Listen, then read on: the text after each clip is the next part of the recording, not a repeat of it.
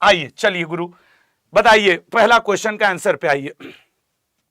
संघ और राज्यों के अधीन सेवाएं किस भाग में हैं? ठीक है ना, एको करा आज ही करा दो कल वाली। अरे भोले के भक्त जी, तुम भोले के भक्त तो हमारा नाम है आशुतोष है, भोले वाला नाम, तो अब तुम समझ लो। ठीक है चलिए, हाँ यार कल मैराथन वाली क्लास हो जाएगी, इसका आंसर करो पहले, पहले इसका आंसर करो, वहां पे रख दो, ले लूंगा। ठीक है ना, संघ और राज्यों के बीच अधीन सेवाएं किस भाग में हैं? गुरु देखो हम आपको बात बता रहे हैं, भाग 20 तो नहीं होगा ना, भाग 15 होगा। काहे नहीं होगा, घर की बपौती है क्या? मैं बता रहा हूं क्यों नहीं होगा। भाग 20 में सर संविधान संशोधन के बारे में लिखा हुआ है। ठीक है ना, कॉन्स्टिट्यूशनल अमेंडमेंट, संविधान संशोधन। कभी कभी पूछ देता है कि कॉन्स्टिट्यूशनल अमेंडमेंट के लिए कौन सा अनुच्छेद होता है? सर 368। खैर, भाग में इलेक्शन कमीशन के बारे में लिखा हुआ है। भाग 15 में क्या लिखा है? Election commission. भाग 9A की बात कर लोगे तो 9A में लल्ला नगर निगम का जिक्र है। नगर निगम, जैसे भाग 9 में पंचायती राज है तो इसमें नगर निगम का जिक्र है, नगर निगम। भाग 14, ठीक है, भाग 14 याद रखोगे ना सब लोग। चलो अगले क्वेश्चन पे आते हैं, राइट आंसर। अगला क्या है? किस अनुसूची में भत्ते एवं पेंशन का वर्णन है? भत्ते, देखो जो रटा है उसको पहले अलग कर दो। गुरु ये तो नहीं होगा, क्यों नहीं होगा? क्योंकि इसमें क्रॉसिंग द फ्लोर, दल बदल का कानून है। दल बदल, लोग नहीं पार्टी बदल के 3 तूफान करने लगते हैं। 8वीं में नहीं होगा गुरु, क्यों नहीं होगा? क्योंकि सर इसमें भारत की संविधान के 22 भाषाओं के बारे में जिक्र दिया हुआ है। दूसरी अनुसूची एकदम सही है, दूसरी अनुसूची सही है। गुरु तीसरे में क्यों नहीं है? गुरु तीसरे में जानते हो वो उन लोगों के पदों का शपथ वगैरह है।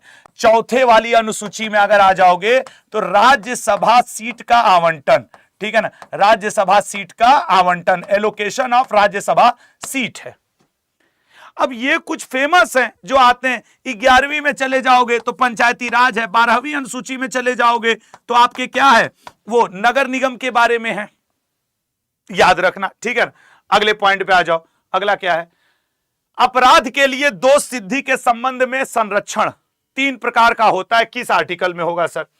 सर आर्टिकल 14 तो नहीं है, इसमें तो विधि के समक्ष समता है। अच्छा, 2 चीजें होती हैं, विधि के समक्ष समता, विधि के समान समता।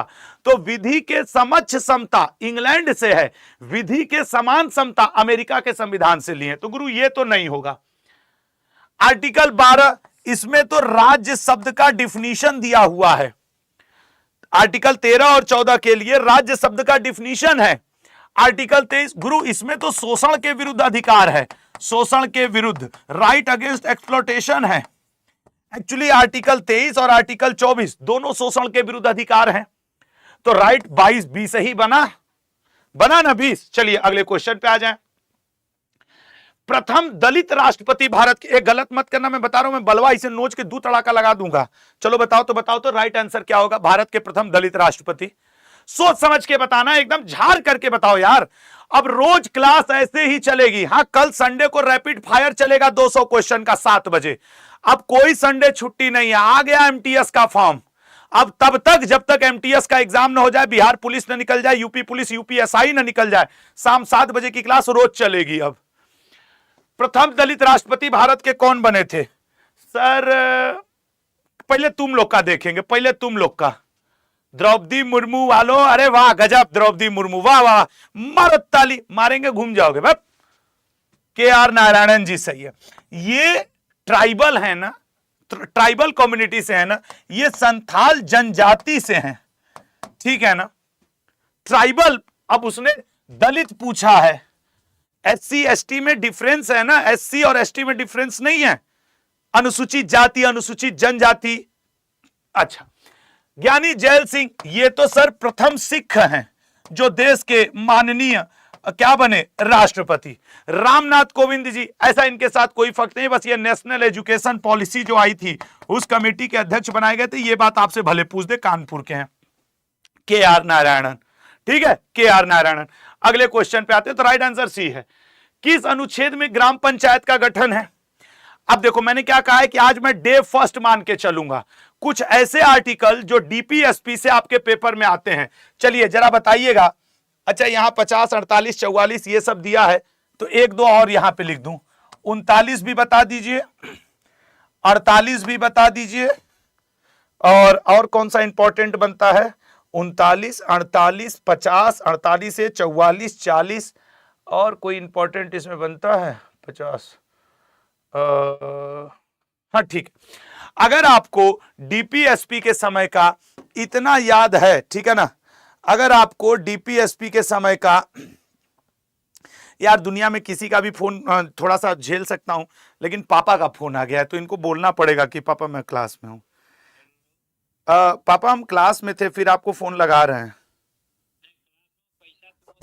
अच्छा ठीक है, हम क्लास आपको लगा दे रहे हैं ना, आप थोड़ी देर में फोन लगा रहे हैं, ठीक है।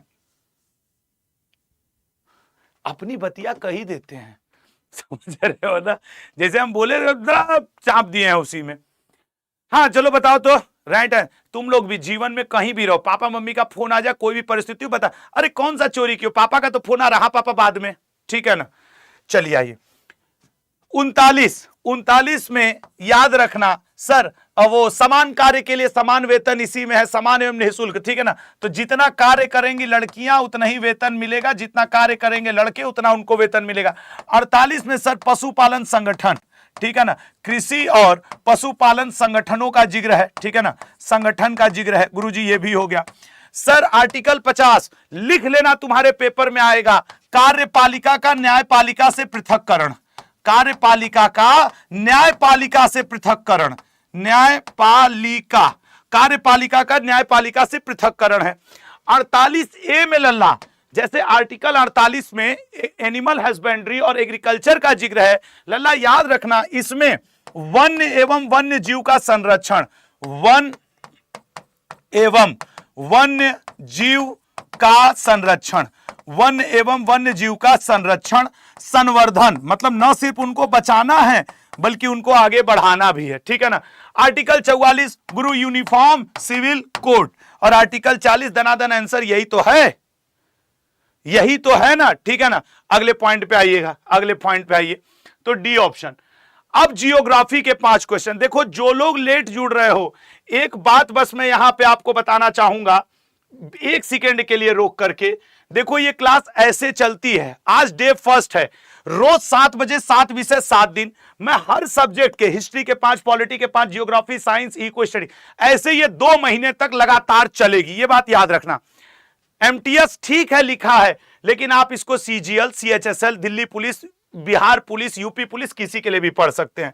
तो लल्ला मेरा आपसे रिक्वेस्ट है कि रहिएगा। अब पॉलिटी हो गया गुरु, आइए जियोग्राफी पे, रेडी हो सब लोग? अब आ जाओ 5 जियोग्राफी पे। नील नदी का उद्गम स्थल, नील नदी का उद्गम स्थल क्या है, सोच समझ के बताइए।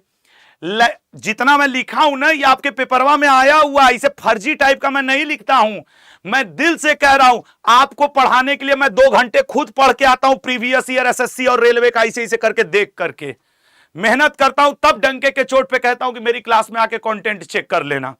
सर बैकाल पर्वत जो है ना, ये गुरु रूस में पड़ता है, और एक नदी का नाम है लीना नदी, इतनी ज्यादा फेमस इधर नहीं है इसलिए आप लोग जानते नहीं हो, लेकिन पेपर में कई बार आई है।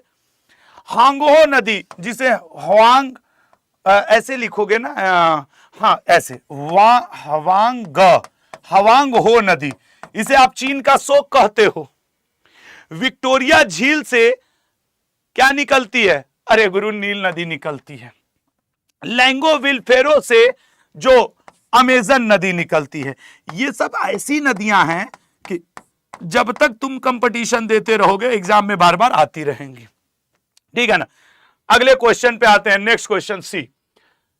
तुलीहाल हवाई अड्डा किस स्थान पर स्थित है?